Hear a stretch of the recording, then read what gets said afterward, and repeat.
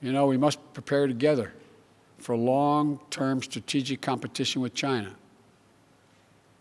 How the United States, Europe, and Asia work together to secure the peace and defend our shared values and advance our prosperity across the Pacific will be among the most consequential efforts we undertake. Competition with China is going to be stiff.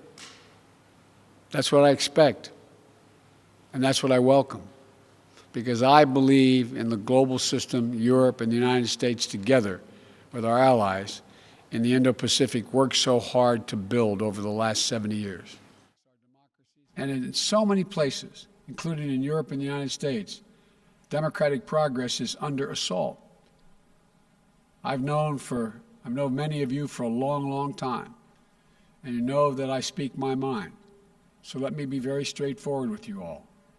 We are in the midst of a fundamental debate about the future and direction of our world. We're at an inflection point between those who argue that given all the challenges we face, from the fourth industrial revolution to the global pandemic, that autocracy is the best way forward, they argue. And those who understand that democracy is essential to meeting these challenges.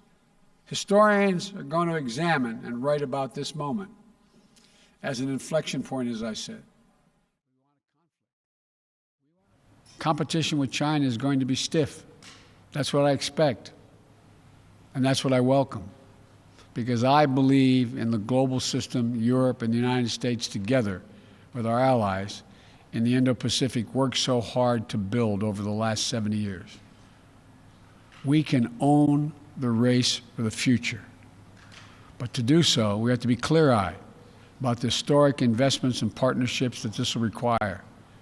We have to protect for space for innovation, for intellectual property, and the creative genius that thrives with the free exchange of ideas in open democratic societies.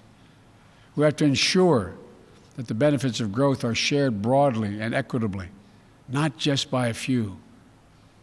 We have to push back against the Chinese government's economic abuses and coercion that undercut the foundations of the international economic system.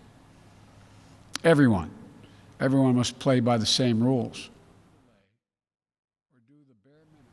The challenges with Russia may be different than the ones with China, but they're just as real.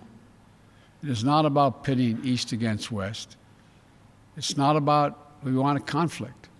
We want a future where all nations are able to freely determine their own path without a threat of violence or coercion. We cannot and must not return to the reflective opposition and rigid blocks of the Cold War. Competition must not lock out cooperation on issues that affect us all.